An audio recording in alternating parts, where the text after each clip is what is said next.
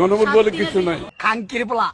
জুলাই সনদ মানো না, যে জুলাইয়ের মাধ্যমে দেশে আসতে পারছো, সরকার গঠন করতে পারলা, সেই জুলাই সনদ মানো না। না বাউতামি শুরু করছো। আস্তাগফিরুল্লাহ।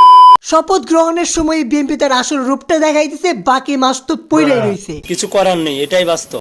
জুলাই সনদের প্রথম ধাপ শপথ নিতে হবে, তারপরে তার কাজগুলো বাস্তবায়ন করতে হবে 180 দিনের ভিতরে। কিন্তু আমার মনে হয় না এই দল সেটা করবে। কি জন্য? এই এখনো সেই 72 সংবিধান মানে এখন পর্যন্ত 54 বছরে বাংলাদেশের কি বালটা ফিরতে পারছস? কিচ্ছু করতে পারে নাই। কিন্তু মাদার এখনো সেই 72 সংবিধান নিয়ে পড়ে থাকবো। আমার চ্যাটার বাল এইরকম দলের হাতে আমরা দেশটা তুলে দিছি। রোজা তো কালকে থেকে আজকে ইচ্ছা রকম বকা দেয় খান।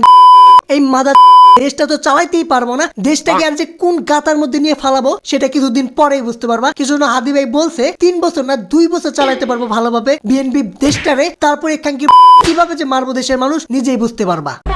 নির্বাচনের আগে বলছিল না সবাই যে গণভোটটা আগে দাও, তারপরে গণভোটের সংবিধানগুলো চালু হইতো, তারপরে নির্বাচন হইতো, সংসদ নির্বাচন। কিন্তু সেটা তো চাও নাই। চুতমারানির ভোগকে ভালো লাগে। এখন কিচ্ছু করবো না, ক্ষমতায় গেছি মেজরিটি নিয়ে। এখন ব্যক্তিরে গোয়া মারবো যারা বিরোধী দল আছে তাদেরকে, আর যারা এই পক্ষে ছিল না, গণভোটের পক্ষে ছিল, হায়ের পক্ষে, তাদেরকেও কিভাবে করে বাস দেয় আস্তে আস্তে বুঝতে পারবা।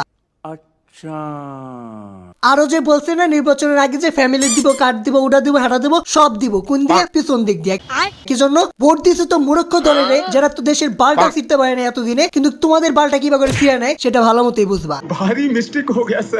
আরেকটা বিষয়, কিছু হইলে কইতো না ধর্ম ব্যবসা শুরু করে, জামাতিরা ধর্ম ব্যবসা করে। মাজাজুদেরা যখন নির্বাচনে আসিল হাতে তসবি নিয়ে, মাথায় টুপি নিয়ে, ভোট দেন ভাই, পায়ে ধরে, উড়াও ধরে, হেঁড়া ধরে। শপথ নেওয়ার সময় একটা মাথায় টুপি নাই, মাথা চুত সবগুলা চেলচেলায় জানা যাবে। কিন্তু জামাতের যেমন ছিল ভোট চাওয়ার সময় তেমনটাই আছে শপথ গ্রহণের সময়। এটাকে ধর্ম ব্যবসা করে না, এটা ধর্মের জন্য রাজনীতি করা কয়। ঠিক আছে? আর ধর্ম ব্যবসা করে কারা? এই মাদারচোদ বিএনপিরা। এই 100-200 মানুষ বাংলাদেশে ভালো চাইলে কিচ্ছু হবে না। হাদি ভাইয়ের মতো মানুষের বিচার আমরা এখনো পাই নাই, যে সবসময় সলিড কথাগুলো বলতো, তার বিষয় নিয়ে কিচ্ছু কথা বলে নাই। আজ পর্যন্ত বিএনপির একটা মানুষের মুখে আমি হাদি ভাইয়ের বিচারের ব্যাপারে আমি বালটাও শুনি নাই, একটা কথাও শুনি নাই। তারা আশা করো না সরকার গঠন করা নেওয়ার পরে তারা হাদি ভাইয়ের বিচার করবো, এটা জীবনে ভাইবো না। এটা দূরে দূরে না, এটা লাখে লাখেও হবো না। একটা জিনিস মনে রাখো, বাংলাদেশের মানুষ বোকাচোদা তোমরা এমন ধরা খাইছো, এই ধরা থেকে আর জীবনে উঠতে পারবা না। তুঙ্গ জীবন গোয়া মারা। আমি বিশ্বাস করি না।